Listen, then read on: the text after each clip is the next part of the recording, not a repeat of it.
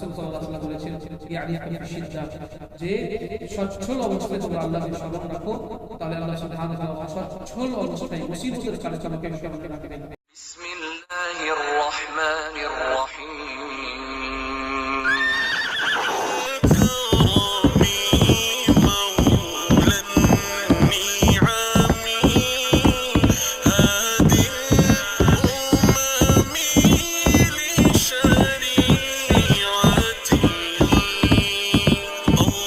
যালিকাল কিতাবু লা রাইবা ফীহি, এই সেই কিতাব যাতে কোনো সন্দেহ নেই।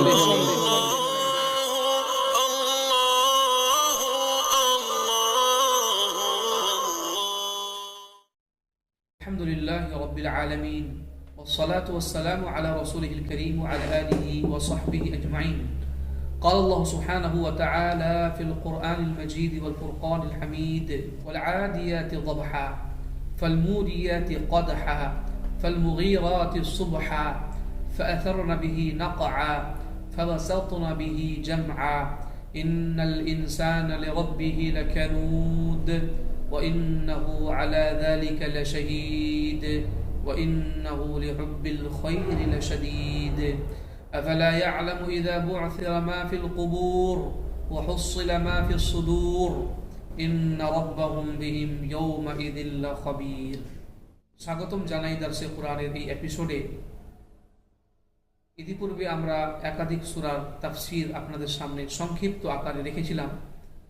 সেই ধারাবাহিকতা বজায় রেখে আরেকটি অত্যন্ত গুরুত্বপূর্ণ সূরা আপনাদের সামনে উপস্থাপন করার আজকে চেষ্টা করছি। আল্লাহ সুবহানাহু ওয়া তাআলার নিকটে দোয়া করে আল্লাহ সুবহানাহু ওয়া তাআলা আমাকে সুমতি দান করুন এবং আমাদের সকলকে বোঝার তৌফিক দান করুন, আমিন। সূরা আদিয়াত 11টি আয়াত এই সূরার মধ্যে রয়েছে এবং আল্লাহ সুবহানাহু ওয়া তাআলা এই সূরার মধ্যে অত্যন্ত সুন্দর একটি পেগাম এবং বার্তা আমাদের দিয়েছেন। আসুন আমরা এই সূরাটি দেখে নিই আল্লাহ সুবহানাহু ওয়া তাআলা এই সূরার মধ্যে আমাদের কি বার্তা দিয়েছেন। ওয়াল আদিয়াতি দাবহা, আল্লাহ সুবহানাহু ওয়া তাআলা বলেন, শপথ ঊর্ধ্বশ্বাসে ধাবমান অশ্বরাজির ঘোড়াসমূহের। আল্লাহ সুবহানাহু ওয়া তাআলা তারপরে বলেন ফাল মুরিয়াতি কাদহান, অতঃপর যেই ঘোড়াগুলো বা যেই অশ্বরাজি নিজের খুরের আঘাতে অগ্নি স্ফুলিং বিচ্ছুরিত করে। ফাল মুগীরাতি সুবহান, অতঃপর যারা প্রভাতকালে অভিযান করে। তারপরে আল্লাহ সুবহানাহু ওয়া তাআলা বলেন ফাআসারনা বিহি নাকআন, অতঃপর তারা তা দ্বারা ধুলি উৎক্ষিপ্ত করে। ফাওয়াসাতনা বিহি জামআন, এবং অতঃপর তারা শত্রু দলের ভিতরে ঢুকে পড়ে। ইন্নাল ইনসানা লিরাব্বিহি লাকানুদ, নিশ্চয় মানুষ নিজ প্রতিপালকের সম্পর্কে বড়ই অকৃতজ্ঞ। ওয়া ইন্নাহু আলা যালিকা লাশাহীদ, এবং নিশ্চয় মানুষ এই বিষয়ে স্বয়ং সাক্ষী। ওয়াইন্নাহু লিহুব্বিল খাইরি লাশাদীদ, এবং নিশ্চয়ই মানুষ ধন সম্পদের লালসায় অত্যন্ত প্রবল। আফালা ইয়ালামু ইযা বু'থিরা মা ফিল কুবুর, মানুষ কি কথা জানে না যে যখন কবরে যা কিছুই আছে তা উত্থিত করা হবে। ওয়া হুসিলা মা ফিস সুদূর, এবং তাদের অন্তরের মধ্যে যা কিছুই আছে তা প্রকাশিত করে দেওয়া হবে। ইন্না রাব্বাহুম বিহিম ইয়াউমাইযিন লাখাবীর, সেই দিন তাদের প্রতিপালক তাদের সম্পর্কে খুব খুব অবগত। এই যে একটি সূরা, এই সূরার মধ্যে লক্ষ্য করলে আমরা দেখতে পাই যে প্রথম কয়েকটি আয়াতের মধ্যে আল্লাহ সুবহানাহু ওয়া তাআলা ধারাবাহিকভাবে ঘোড়াদেরকে নিয়ে অশ্বরাজিদেরকে নিয়ে আলোচনা করেছেন, বরং তাদের শপথ গ্রহণ করেছেন। এখানে এই কথাটি বলতেই হয়। এরপরে আমরা আলোচনা করেছিলাম যে আল্লাহ সুবহানাহু ওয়া তাআলা যেহেতু স্রষ্টা, উনি সৃষ্টির মধ্যে যা কিছুরই চান কসম গ্রহণ করেন, শপথ গ্রহণ করেন, কিন্তু আমাদের জন্য বৈধ নয় যে আল্লাহ ব্যতীত অন্য কিছুতে আমরা শপথ গ্রহণ করব। আল্লাহ সুবহানাহু ওয়া তাআলা কোনো সৃষ্টির গুরুত্বকে বোঝানোর জন্য, মানুষকে চিন্তা ভাবনার দিকে আহ্বান জানানোর জন্য কখনো কখনো আল্লাহ সুবহানাহু ওয়া তাআলা বিভিন্ন সৃষ্টির কসম খেয়ে থাকেন। তার মধ্যে এটি একটি, যে আল্লাহ সুবহানাহু ওয়া তাআলা অশ্বরাজির অর্থাৎ ঘোড়াদের শপথ গ্রহণ করেছেন, কসম খেয়েছেন। এবং আল্লাহ সুবহানাহু ওয়া তাআলা ঘোড়াদের যেই কঠিন পরিশ্রম তার দিকে আল্লাহ সুবহানাহু ওয়া তাআলা ইঙ্গিত করেছেন এবং একটি সুন্দর পেগাম এবং বার্তা আমাদের দিয়েছেন। এই আয়াতগুলোর মধ্যে লক্ষ্য করলে আমরা দেখতে পারি যে এই অশ্বরাজি, এই ঘোড়াগুলো কিরকম ভাবে মানুষের সাথ দেয়, যুদ্ধের ময়দানে তারা ভিতর পর্যন্ত কেমন করে ঢুকে যায় এবং শত্রুদের বিরুদ্ধে গর্জে পড়ে। সকালবেলায় যখন তারা বের হয় এবং তাদের উপরে হামলা করে এবং যখন খুব তেজ গতিতে তারা ধাবমান হয়, তখন তাদের খোঁড়ার আঘাতে আগুনের স্ফুলিঙ্গগুলো যে বিচ্ছুরিত হয় তার দিকে আল্লাহ সুবহানাহু ওয়া তাআলা আলোচনা করেছেন। এবং তার জন্য যে ধূলিগুলো বিক্ষিপ্ত হয় চতুর্দিকে ছড়িয়ে যায় তার কথা আল্লাহ সুবহানাহু ওয়া তাআলা করেছেন। এবং ঘোড়ার এই বৈশিষ্ট্য বর্ণনা করে আল্লাহ সুবহানাহু ওয়া তাআলা অত্যন্ত বড় একটি পেগাম এবং বার্তা আমাদের দিয়েছেন। সেটা হচ্ছে এই ঘোড়া মালিকের একটি ইঙ্গিতে, একটি ইশারায় নিজের জীবন পর্যন্ত দিয়ে দেয়, দুশমনের দলে ঝাঁপিয়ে পড়ে, তাদের অভ্যন্তরে সে ঢুকে পড়ে এবং সামান্যতম দ্বিধাবোধ করে না। অথচ তার মুনিব, তার মালিক তাকে সৃষ্টিও করেনি, বরং ঘোড়াকে আল্লাহ তাআলা সৃষ্টি করেছেন। এবং যে খাবার চারাগুলো তাকে পেশ করা হয়েছে সেটাও কিন্তু মালিকের সৃষ্টি নয়, সেটা আল্লাহর সৃষ্টি। শুধুমাত্র তার মালিক তার সেই খাবারগুলো তাকে দিয়েছে, তার যত্ন নিয়েছে, তার আপ্যায়ন করেছে বলে ঘোড়া এত বেশি ওয়াফাদার যে তার একটি ইশারাতে নিজের জান পর্যন্ত দিয়ে দেয়। তাহলে মানুষ যাকে আল্লাহ সুবহানাহু ওয়া তাআলা সৃষ্টি করেছেন এবং যার যাবতীয় খাদ্যের ব্যবস্থা আল্লাহ সুবহানাহু ওয়া তাআলা নিজের পক্ষ থেকে সৃষ্টি করেছেন, তারা কেন নিজ প্রতিপালকের জন্য, নিজের মুনিবের জন্য, নিজের আকার জন্য, নিজের মালিকের জন্য, আল্লাহ সুবহানাহু ওয়া তাআলার জন্য নিজের জান দিতে পারে না, তার আদেশে আমল করতে পারে না? এতটা স্ট্রং পেগাম আল্লাহ সুবহানাহু ওয়া তাআলা এই সূরার মধ্যে নিহিত রেখেছেন। তো দেখুন, আল্লাহ সুবহানাহু ওয়া তাআলা প্রথম দিকে এই ঘোড়ার যে বৈশিষ্ট্যগুলো বর্ণনা করলেন, তারপরে আল্লাহ সুবহানাহু ওয়া তাআলা এই জন্যই বললেন ইন্নাল ইনসানা লিরাব্বিহি লাকানুদ, যে নিশ্চয়ই মানুষ নিজ প্রতিপালকের বড়ই অকৃতজ্ঞ। তাদেরকে উচিত ছিল যে তারা আল্লাহ সুবহানাহু ওয়া তাআলার কৃতজ্ঞতা জ্ঞাপন করবে, তার কৃতজ্ঞ বান্দা হবে, তার শুকরগুজার বান্দা হবে এবং তার শুকরিয়া আদায় করবে। এবং এখানে একটি কথা অত্যন্ত গুরুত্বপূর্ণ যে আমরা আল্লাহ সুবহানাহু ওয়া তাআলার শুকরিয়া আদায় করব, তার কৃতজ্ঞ বান্দা হব, শুধুমাত্র মুখ দিয়ে নয়। শুকরিয়া অন্তর দিয়েও হয়, মুখ দিয়েও হয় এবং কর্মে আমাদের দেখিয়েও দিতে হয়। অন্তর থেকে আমরা প্রকৃতপক্ষে আল্লাহ সুবহানাহু ওয়া তাআলার শুকরিয়া আদায় করব যে আল্লাহ, তুমি আমাদের সৃষ্টি করেছো, আমাদের ঈমান দান করেছো, মুসলমান বানিয়েছো এবং জন্ম থেকে নিয়ে মৃত্যু পর্যন্ত যত কিছুর ব্যবস্থা দরকার ছিল আল্লাহ তাআলা তুমি তার সুব্যবস্থা করেছো। এই জন্য অন্তর থেকে আমরা আল্লাহ সুবহানাহু ওয়া তাআলার শুকরিয়া আদায় করব, মুখ দিয়ে আলহামদুলিল্লাহ বলে মানুষের সামনে তা প্রকাশ করব। আম্মা বিনিআমাতি রাব্বিকা ফাহাদ্দিস, তোমার প্রতিপালকের নিয়ামত তুমি বর্ণনা করো, আপনি বলুন মানুষের সামনে যে আল্লাহ তাআলা আমাকে অনেক নিয়ামত দান করেছেন। এটা অহংকারের জন্য নয়, বরং আল্লাহ সুবহানাহু ওয়া তাআলার নিয়ামতের বহিঃপ্রকাশের জন্য। এবং তার থেকে সব থেকে বড় স্তর হচ্ছে অন্তরে স্বীকার করার সাথে, মুখে ইকরার করার সাথে সাথে আমরা আমল দিয়ে সেটাকে ফুটিয়ে তুলব। আমাদের অধিকাংশ মানুষ জানে না যে আমল দিয়েও শুকরিয়া আদায় করতে হয়।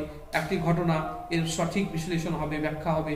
হযরত আয়েশা রাদিয়াল্লাহু তাআলা আনহা বলেন যে রাসূলুল্লাহ সাল্লাল্লাহু আলাইহি ওয়াসাল্লাম রাত্রে তাহাজ্জুদের নামাজ, কিয়ামুল লাইল এত দীর্ঘভাবে পড়তেন যে রাসূলুল্লাহ সাল্লাল্লাহু আলাইহি ওয়াসাল্লামের পাগুলো ফুলে ফুলে যেত। আমি একদিন বলে ফেললাম যে আল্লাহর রাসূল, আল্লাহ তাআলা আপনাকে মাফ করে দিয়েছেন, আগে পিছনের সমস্ত গুনাহ খাতা মাফ করে দিয়েছেন, তবু আপনি এই নামাজের জন্য এত ইজতিহাদ, এত পরিশ্রম কেন করছেন? রাসূলুল্লাহ সাল্লাল্লাহু আলাইহি ওয়াসাল্লাম বলেন, আফালা উহিব্বু আন আকুনা আবদান শাকুরা, যে আয়েশা, আমি কি আল্লাহ তাআলার শুকরগুজার বান্দা, আল্লাহর কৃতজ্ঞ বান্দা হতে পছন্দ করব না? আল্লাহ তাআলা আমাকে এত কিছু নিয়ামত দান করেছেন, তার শুকরিয়া স্বরূপ আমি এত দীর্ঘ ইবাদত করে থাকি। এখান থেকে বোঝা গেল যে আল্লাহ তাআলা যে আমাদের জীবনে এত বেশি নিয়ামত দান করেছেন, আমাদের উচিত হবে যে আমরা আল্লাহ তাআলার কৃতজ্ঞ হব, তার শুকরিয়া আদা করব, অকৃতজ্ঞ হব না। কিন্তু এটাই বাস্তব যে আমাদের অধিকাংশ রাই আল্লাহ সুবহানাহু ওয়া তাআলার অকৃতজ্ঞ। আল্লাহ তাআলা আমাদের হাত দিয়েছেন, পা দিয়েছেন, শক্তি দিয়েছেন, যৌবন দিয়েছেন, ক্ষমতা দিয়েছেন, টাকা পয়সা দিয়েছেন, মা বাপ দিয়েছেন, আত্মীয় স্বজন দিয়েছেন, কতই না নিয়ামত দিয়েছেন আমরা গণনা করতে পারবো না। ওয়াইন তাউদ্দু নি'মাতাল্লাহি লা তুহসুহা, তোমরা আল্লাহর নিয়ামত গণনা করতে চাইলে করতে পারবে না। তবুও কিন্তু আমাদের নামাজ ঠিক নেই, আমাদের রোজা ঠিক নেই, আমাদের যাকাত ঠিক নেই। এই জন্য আল্লাহ তাআলা বলেন ইন্নাল ইনসানা লিরাব্বিহি লাকানুদ, যে নিশ্চয়ই মানুষ নিজ প্রতিপালকের ক্ষেত্রে অত্যন্ত বড় ধরনের অকৃতজ্ঞ। ইমাম হাসান বাসরি রাহমাতুল্লাহ আলাইহি বলেন, কানুদের অর্থ হচ্ছে যে মানুষ যখন মুসিবত বিপদগ্রস্ত হয় তখন সে আল্লাহকে স্মরণ করে, আর যখন সে নিয়ামতের মধ্যে থাকে তখন সে কিন্তু আল্লাহ সুবহানাহু ওয়া তাআলাকে স্মরণ করে না। এবং এটাও একটি বাস্তবতা। এবং কোরআনে কারীমের বিভিন্ন আয়াতের মধ্যে আল্লাহ সুবহানাহু ওয়া তাআলা মানুষের এই যে বদ অভ্যাস তার দিকে আল্লাহ সুবহানাহু ওয়া তাআলা ইশারা করেছেন এবং বলেছেন যে মানুষ যখন নিয়ামতের মধ্যে থাকে, যখন মানুষ সুস্থ থাকে, যখন মানুষের মধ্যে সচ্ছলতা থাকে, তখন মানুষ আল্লাহকে স্মরণ করে না। কিন্তু যখন মুসিবতের মধ্যে গ্রেফতার হয়ে যায়, অসুস্থ হয়ে যায়, কোনো সংকটের সংকটাপন্ন হয়ে যায়, তখন তার মুখ দিয়ে আল্লাহ আল্লাহ বের হতেই থাকে, নামাজও পড়ে, অন্যান্য আল্লাহ সুবহানাহু ওয়া তাআলাকে রাজি করার আমলের মধ্যে সে নিমজ্জিত হয়। কিন্তু আমাদের দুই ক্ষেত্রেই, যখন আমরা অসুস্থ থাকবো তখনও, যখন আমরা সুস্থ থাকবো তখনও, যখন আমাদের অবস্থা অসচ্ছল হবে তখনও, এবং যখন আমরা সচ্ছলতার মধ্যে থাকবে তখনও, উভয় ক্ষেত্রে আমরা আল্লাহ সুবহানাহু ওয়া তাআলাকে স্মরণ রাখবো। রাসূল সাল্লাল্লাহু আলাইহি ওয়াসাল্লাম বলেছেন, ইয়ারিফকা ফি শিদ্দা, যে সচ্ছল অবস্থায় তোমরা আল্লাহকে স্মরণ রাখো, তাহলে আল্লাহ সুবহানাহু ওয়া তাআলা অসচ্ছল অবস্থায় মুসিবতের কালে তোমাকে স্মরণে রাখবেন। এই জন্য এই আয়াতের মধ্যে আমাদের বলা হয়েছে যে মানুষ নিজ প্রতিপালকের ক্ষেত্রে অকৃতজ্ঞ। আল্লাহ তাআলা এই কথা বলে আমাদের বলতে চাইছেন যে তোমরা কৃতজ্ঞ বান্দা হয়ে যাও। তারপরে আল্লাহ সুবহানাহু ওয়া তাআলা বলেন, ওয়াইন্নাহু আলা যালিকা লাশাহীদ, এবং মানুষ যে অকৃতজ্ঞ, মানুষ কিন্তু এর উপরে নিজেই সাক্ষী, নিজের কথার মাধ্যমে সাক্ষী, নিজের কর্মের মাধ্যমে সাক্ষী যে আল্লাহ যে এত কিছু নিয়ামত তাকে দান করেছেন, সে কিন্তু সঠিকভাবে তার শুকরিয়া আদায় করছে না। তারপরে আল্লাহ সুবহানাহু ওয়া তাআলা বলেন, ওয়াইন্নাহু লিহুব্বিল খাইরি লাশাদীদ, খায়ের এখানে শব্দটি ব্যবহার করা হয়েছে, এখানে বোঝানো হয়েছে ধন সম্পদকে, যে টাকা পয়সা, ধন সম্পদ, এর ভালোবাসায়, এর প্রেমে, এর লালস এবং লালসায় অত্যন্ত প্রবল হচ্ছে মানুষ। এই কথাই ঠিক যে মানুষের মধ্যে টাকা পয়সার দিকে এত লোভ লালসা, যে প্রবল প্রকারের আসক্তির মধ্যে সে থাকে। টাকা পয়সা বেশি বেশি কেমন করে অর্জন হবে, কোথা থেকে আসবে, ইনকাম কেমন করে আমার বাড়বে, এর দিকে মানুষের শুধুমাত্র চাহিদা, এবং সে পরকালের কথা ভুলে যায়। এই জন্য আল্লাহ সুবহানাহু ওয়া তাআলা বলেন যে মানুষ টাকা পয়সা ধন সম্পদের আসক্তিতে বা তার লোভে অত্যন্ত প্রবল। এখান থেকে আল্লাহ তাআলা প্রভূত আমাদের সাবধান করছেন যে টাকা পয়সার দিকে তোমার এত কেন লোভ থাকবে, তোমাকে একদিন কবরের দিকে চলে যেতে হবে। এই জন্য আল্লাহ সুবহানাহু ওয়া তাআলা বলেন, আফালা ইয়ালামু ইযা বু'থিরা মা ফিল কুবুর, মানুষ কি এই কথা জানে না যে এমনও সময় আসবে যখন মানুষকে কবর থেকে উঠিয়ে নেওয়া হবে। তার মানে মানুষকে কবরে চলে যেতে হবে, কবর থেকে সেখান থেকে তাকে উত্থিত করা হবে। ওয়াহুসসিলা মা ফিস সুদূর, এবং অন্তরের মধ্যে যা কিছুই আছে তা প্রকাশিত করা হবে। সেই দিন কোনো প্রকারের কোনো গোপন বিষয় সেই দিন আর লুকোয়িত থাকবে না। প্রত্যেকটি বিষয়, সেটা গোপনীয় হোক বা প্রকাশিত হোক, সেটা প্রকাশিত হয়ে যাবে আল্লাহ সুবহানাহু ওয়া তাআলার নিকটে। ইয়াউমা তুবলা সারাইর, রাজ রহস্যের কথা যা হয়তো ভূগর্তের মধ্যে চাপা পড়ে গেছে, সেটাও কিন্তু সকল মানুষের সামনে সেদিন চলে আসবে। এই জন্য আমাদের সেই দিন সম্পর্কে সাবধান সতর্ক থাকতে হবে যে আজকে টাকা পয়সা ধন সম্পদের লালসায় আমরা কত রকমের অপরাধ করছি, মানুষের উপরে জুলম ও নির্যাতন চালাচ্ছি, কিন্তু সেই দিন সকল কিছু মানুষের সামনে প্রকাশিত হয়ে যাবে। ওয়াহুসসিলা মা ফিস সুদূর ইন্না রাব্বাহুম বিহিম ইয়াউমাইযিন লাখাবীর, সেই দিন তাদের প্রতিপালক তাদের সম্পর্কে খুব খুব অবগত হবেন। তার মানে সেই দিন কোনো বিষয় আল্লাহ সুবহানাহু ওয়া তাআলার নিকটে গোপন থাকবে না।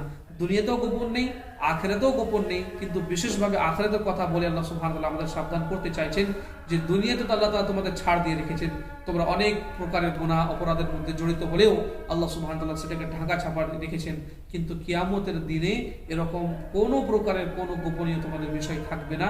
এই জন্য তোমরা সাবধান সতর্ক হও। অল ওভার এই সূরার মধ্যে যদি আমরা লক্ষ্য করি তাহলে দেখতে পাই যে আল্লাহ সুবহানাহু ওয়া তাআলা আমাদের কয়েকটি সুন্দর বার্তা এর মধ্যে দিয়েছেন। তার মধ্যে একটি হচ্ছে এই যে যখন ঘোড়াগুলো তার মুনিবের জন্য এত বেশি ওয়াফাদার ফেথফুল হতে পারে, তাহলে তোমরা তোমাদের প্রতিপালকের জন্য কেন হবে না। এবং এই কথাও আল্লাহ সুবহানাহু ওয়া তাআলা বলে দিয়েছেন যে তোমরা আল্লাহ সুবহানাহু ওয়া তাআলার অকৃতজ্ঞ বান্দায় পরিণত হয়েও না, টাকা পয়সার ভয়ে নিজের পরকালকে ভুলিয়ে যেও না, বরং পরকালের জন্য তোমরা প্রস্তুতি গ্রহণ করো। আল্লাহ সুবহানাহু ওয়া তাআলার নিকটে দোয়া করি যে আল্লাহ তুমি এই সূরার উপরে আমল করার আমাদের তৌফিক দান করো। আমিন। ওয়া আখিরু দাওয়ানা আলহামদুলিল্লাহি রাব্বিল আলামিন।